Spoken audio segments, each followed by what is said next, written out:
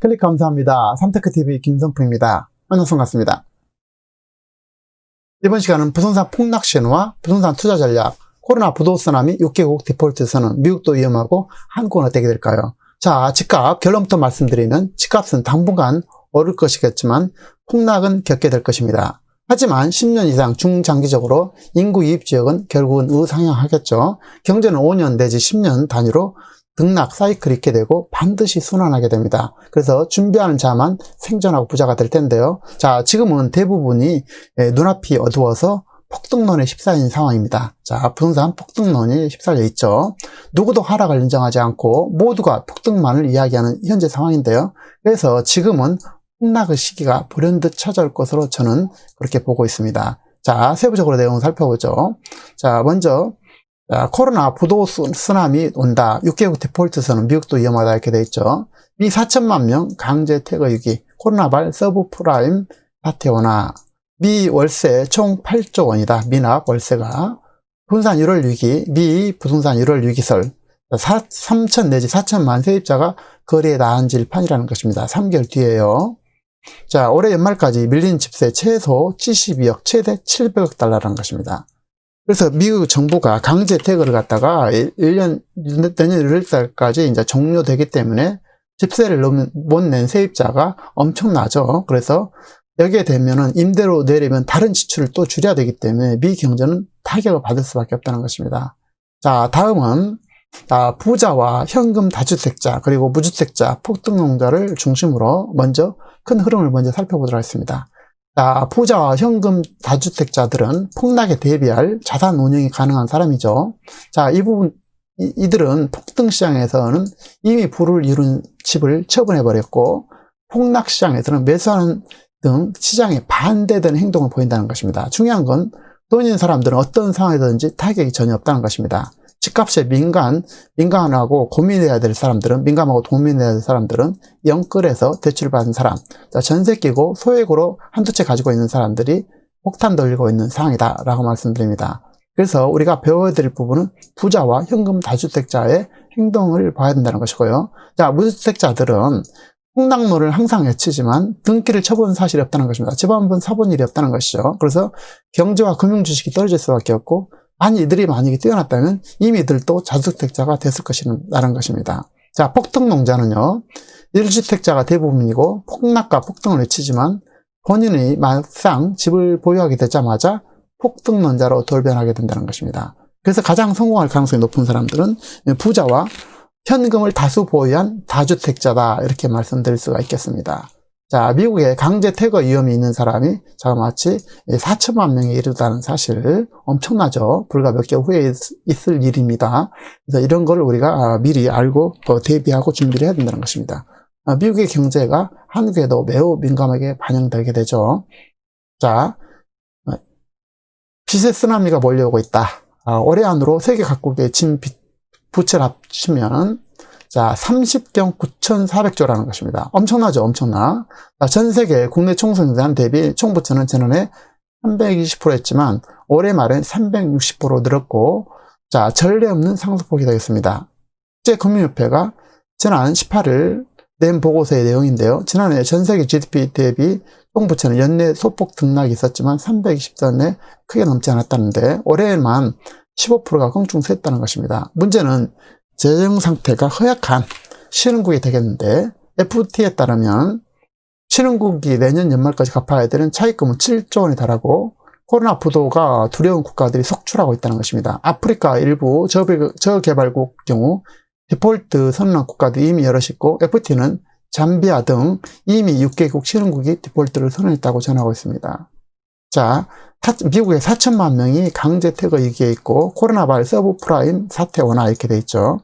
자, 내년 1월 2021년 1월에 렌트비 집세가 밀린 미국인이 대거 집에서 쫓겨나며 분산발 대란이 올 수 있다고 염려하는 목소리가 커지고 있는데요. 자, 매우 중요할 텐데요. 렌트비가 없지만 지금 강제 퇴거도 시키지 못해서 그것이 연말에 종료된다는 것입니다. 그래서 이들이 약 3천만에서 4천만 명이 달할 수 있다는 경제에 충격이 올 수밖에 없는 그런 지경인데요. 자, 1월 그래서 부동산 1월 위기설이 있는 것입니다. 그래서 세입자가 약 3천 내지 4천만 명이 길거리에 나앉을 판이라는 것입니다. 자, 월스트리트저널은 최근 필라델피아 연방준비은행이 발표한 실업자 관련 통계를 바탕으로 연말까지 세입자 내지 못할 렌트비가 72억 달러에 달한 것으로 예상했고 신용평가사는 700억 달러로 불어날 수 있다고 전망하고 있습니다. 미국 정부는 코로나의 특수 상황에 고려해서 거주 목적 렌트비 납부 유예를 계속 취해왔죠. 그래서 지난 9월 4일부터 시행된 연방정부 차원의 행정명령으로 연말까지 렌트비가 연체되더라도 임대인이 임차인을 강제 퇴거시킬 수 없도록 했습니다. 그래서 이번 사태로 인해서 세입자 월세 미납, 또 그러면 주인의 수입의 감소, 그리고 결국은 금융사 대출 부실로 연쇄 반응이 확산될 가능성이 매우 높다는 것입니다. 그래서 일각에서는 폐금융이 도화선이 될 수 있었던 2007년 서브프라임 모기지 사태와 비슷한 상황이 올 수 있다라고 우려하고 있는 것입니다. 미국 인구 통계국에 따르면 미 전체 세입자의 6분의 1인 1,100만 명 가구가 월세를 체납하고 있다는 것입니다. 우리나라 인구 정도가 월세를 체납하고 있다는 것인데, 그래서 월세 체납액이 자그마치 8조 원 내지 77조 원에 이르고 있다는 것입니다. 퇴거 유예 사유가 세입자에게 잠시 시간을 벌어줬을 뿐 월세 자체를 감면해 주는 것이 아니어서 언제든 시한폭탄이 터질 가능성을 배제할 수 없다는 것입니다. 월세 임차로 내지 못하는 세입자가 몇 달씩 밀린 임차를 한꺼번에 납부할 가능성이 거의 없죠. 그래서 내년 1월 한시적 퇴거 유예 조치가 종료되면 그야말로 대란이 발생할 수 있다는 의미가 되겠습니다. 또한 세입자들이 월세 납부를 위해 다른 소비를 극단적으로 줄이면서 미 경제 3분의 1을 차지하는 개인 소비에 심각한 타격이 올 수밖에 없고 월세를 제때 받지 못한 집주인 역시 소비 가능성이 매우 줄어들겠죠. 그래서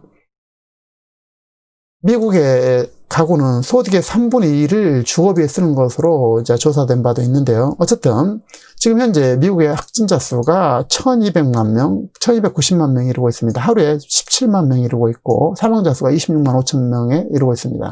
가장 큰 문제는 이번 사태 근본적 해결책이 코로나 종식 및 경제 활성화라는데 이것이 이제 미지수라는 것입니다.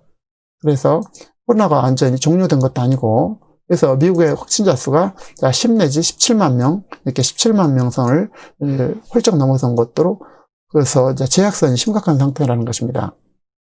그래서 미 경제가 정상화될지 예측하는 자체도 쉽지 않고 그래서 카레멘 라이나트 세계은행 수석 이코노미스트는 팬데믹이 경제 위기로 바뀌고 있다라고 진단하고 있는 것입니다. 다음은 7대 경제 이슈로 보는 돈의 역사의 내용을 살펴보도록 하겠습니다. 이코노미스트 홍춘욱 박사의 돈의 역사 후속작으로 통화량 전염병, 기후변화, 기술혁신, 신뢰, 금융위기 대처, 국가 간 분쟁이라는 7대 이슈 속에서 경제를 배우고 우리 앞에 다가올 이슈들을 어떻게 바라보고 대처할 것인가에 관한 통찰을 얻을 수 있는 내용이 되겠는데요. 집 없는 사람들은 집값이 몇 억씩 올라서 평생 일을 해도 집을 구할 희망이 사라지고 있고 불안한 미래에 두려워하고 있습니다. 반면 집 한 채를 가지고 있는 사람도 잘못된 부동산 정책으로 집값이 상승되어서 자산 상승이 이루어진 듯 하지만 어차피 생활 공간을 이용하고 있는 주택의 세금 폭탄에서 실생활은 더욱더 어려워지고 있다는 것입니다. 그래서 집이 있는 사람이나 없는 사람이나 지금은 어려운 시기라는 것입니다. 이 책에서 얘기하는 부동산 폭락 신호의 세 가지 기초는 두 자릿수 이상 가격의 급등, 1, 2년 계속 지속됐죠. 한국에 지금 해당되겠습니다. 이자율 1년에 1, 2% 이상 오름, 적정 주택량 공급 물량이 향해서 재고 물량 수가 늘어나고 미분양이 늘 때라고 얘기를 하고 있습니다. 그래서 이자율이 조금만 늘어도 이제 부동산 폭락 신호가 될 수가 있다는 것이죠. 그리고 주택 공급을 하겠죠. 그래서 주택 공급 계획도 127만 호가 있지 않겠습니까? 그래서 그런 것도 같이 우리가 염두에 둘 필요가 있다는 것입니다. 문제는 영끌로 집을 잡은 사람들은 이자 1%만 올라도 못 견디는 사람들이 질비하다는 것입니다. 집이 없는 사람이나 빚으로 여러 주택을 보유한 사람들은 정치와 경제를 이해하고 타이밍을 잘 파악해서 이자 증가로 버틸 수 있는 여러 가지 변수를 잘 살펴봐야 된다는 것입니다. 그래서 빚으로 여러 주택을 사신 분도 매우 민감하게 반응해야 된다는 것입니다. 은행은 비가 안 올 때, 화창할 때는 우산을 잔뜩 빌려주지만 막상 은행은 장마가 지고 비가 오기 시작하면 우산을 뺏어 버리죠. 그래서 그런 것들을 우리가 유의할 필요가 있다는 것입니다. 이미 부자들은 매도를 해서 차익을 실현했고 부동산에서 시장을 빠졌습니다. 작년 이후 팔려고 내놓은 물건들을 영끌족이 다 받아주면서 이들이 상투에 몰리게 될 가능성이 매우 높죠. 그래서 이자 급등, 경제위기 시 문제가 생기면 이들 영끌족이 매우 큰 타격을 받을 것입니다. 그런데도 불구하고 실수요자라면 지금도 능력과 눈높이에 맞춰서 저가로 매수 가능한 아파트를 장만하는 것은 좋을 것이다 봅니다. 내 집은 무조건 한 채 있어야 되기 때문에, 그리고 하지만 집이 없고 전월세를 살면서 거의 돈이 없는 분들은 기왕에 기다린 김에 현재 경제 여건이 안 되신 분들은 좀 여유있게 시간을 가지고 기다리라는 것입니다.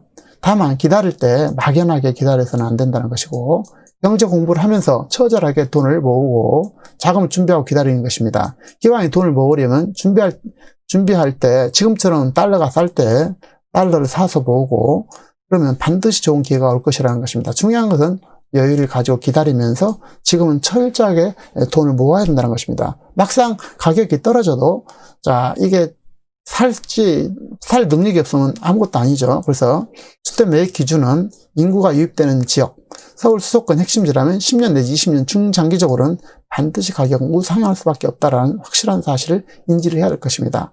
여기에 맞춰서 준비하고 자기 주택 기준으로 기회를 찾아서 자가주택을 마련해야 됩니다. 물론 인구 유출이 이루어지는 곳은 갈수록 가격이 떨어질 수밖에 없어서 정리가 답이다라고 말씀드립니다. 다시 한번 말씀드리면, 이 부분을 요약한다면 지금 지속적으로 집값이 오르고 있었죠. 근데 반드시 집값이 추락을 할 가능성이 높다는 것입니다. 그렇지만 10년, 20년 중장기적으로는 우상향할 수밖에 없다라는 것입니다. 그래서 이때를 대비해서 지금 집이 없는 분들은 준비를 해야 되는데, 이때 준비를 하지 않고 그러면 이때 아무리 가격이 떨어져도 구할 수 없다는 것입니다. 그래서 중장기적으로는 집값이 우상향한 게 맞지만 인구가 유입된 지역은 어쨌든 지금은 최고점에 있다고 저는 보여집니다. 그래서 이것이 1, 2년 정도 반복될 수 있지만 곧 떨어질 수밖에 없는 그런 구조에 있다. 그래서 준비를 해야 할 필요가 있다고 보여집니다. 그래서 준비를 잘 하셔서, 집이 없는 분들은 준비를 잘 하셔서 주택을 구입할 수 있는 시기가 됐으면 좋겠습니다. 다음은 국가 부채, 가계 부채에 대해서 알아보도록 하겠습니다. 지난해 국가, 가계, 기업 부채가 5천조 원에 이르렀습니다. 16천조에 가깝죠. 그래서 역대 최대고, 한국의 가계 부채가 GDP 100%를 넘어서 세계 제1위 수준이라는 것입니다. 국제금융협회가 내놨는데 한 해 버는 국민소득을 다 합해도 빚을 못 갚는다는 뜻이 되겠습니다. 한국 GDP 대비 가계부채 비율은 100.6%는 일본의 65%, 유로존 60%, 지출이 많은 것으로 악명 높은 미국 81%보다 훨씬 높다는 것입니다. 한국은행도 3분기 중 가계대출이 45조 원 폭증해서 1685조 원에 이른다는 결과를 발표했습니다. 가계비 폭증은 부동산 정책 실패의 원인이 크고, 잘못된 정책으로 집값이 급등하자 불안해진 청년 무주택자들이 영끌 빚으로 3분기 중 주택담보대출이 17조 원 이상 늘었고, 통계를 작성한 2003년 이후 최대폭의 증가폭이 되겠습니다. 미친 집값에 절망한 2030 세대가 빚을 내서 주식 투자에 나서면서 증권사의 응자액도 17조 원에 이르고 있습니다. 임대차 강제 통과로 전월세가 폭등하자 세입자들이 전월세가를 마련하려고 또 빚을 내는 등 악순환이 반복되고 있는 것이죠. 그리고 한국 주택가격이 약 30 내지 40%인 전세보증금은 구체에 포함되지 않고도 이런 상황이라는 것입니다. 그래서 양적 완화로 풀린 미국 자본은 금융위기에 대비해서 이미 움직이고 있고, 언젠가 금융위기가 와도 이상하지 않는 그런 상황이라는 것입니다. 지금은 현금을 보유하고 각자 기회를 다시 살펴야 된다는 그런 시기라는 것입니다. 그래서 지금은 언제 금융위기가 와도 하나도 이상하지 않는 정도로 위기의 시기라는 것입니다. 경제 위기 시는 강남 아파트를 포함해서 최대 50%까지 폭락할 수도 있습니다. 코로나가 안정되고 전 세계 시장 경제가 안정기로 돌아설 때가 위험하고, 또 미국 경제가 회복되고 금리가 오를 때, 이때가 폭탄이 터질 가능성이 매우 높습니다. 금리는 경제 위기 또는 경제가 회복되면 반드시 오를 기회를 찾게 될 것인데요. 서울 권역과 수도권에다가 주택이 이제 13만 가구, 또 수도권에다가 127만 가구 주택 공급 계획이 있죠. 이때도 이제 애로사항이 있을 것입니다. 가장 중요한 변수 중 하나가 인구 구조지 않겠습니까? 세계 제1의 노령화 속도, 출산율은 세계 제1등 출산율 최저. 인구 감소와 노령화는 인구 이상 65세 이상 노인 인구가 1000만 시대가 도래하고 있습니다. 노인 인구의 70%는 월 소득이 100만 원 미만으로 알려져 조사되고 있고, 그래서 주택이 공급되게 되면 또한 이때도 가격 조정은 피할 수 없다는 것입니다. 그래서 주식과 부동산 경제는 항상 남들과 반대로 가야 된다는 것입니다. 이것을 저는 늘 말씀을 드리는데, 다시 한번 말씀드리면 주식과 부동산 경제는 남들과 반대로 가야 된다. 남들이 모두 살 때는 팔아야 되고, 남들이 모두 팔려고 할 때는 사야 된다는 것입니다. 그래서 남들보다 반발짝만 앞서자라고 말씀을 드립니다. 대부분 지금 눈앞이 어두워서 폭등론에 휩싸여 있는 지금 상황이죠. 누구도 하락을 인정하지 않고 있습니다. 모두가 폭등만을 이야기하는 지금 현재 상황이 폭락의 직전이다. 저는 그렇게 보고 있습니다. 그래서 폭락 시기는 불현듯 닥쳐올 것이다 라는 것입니다. 가격이 폭락하고 미분양이 나오게 된다면 그때는 팔려고 해도 팔지 않습니다. 준비하는 자만 자신과 가족을 지키고 자산을 지키고 부자로 살 수 있다고 생각합니다. 늘 건강하시고 잘 챙기시기 바랍니다.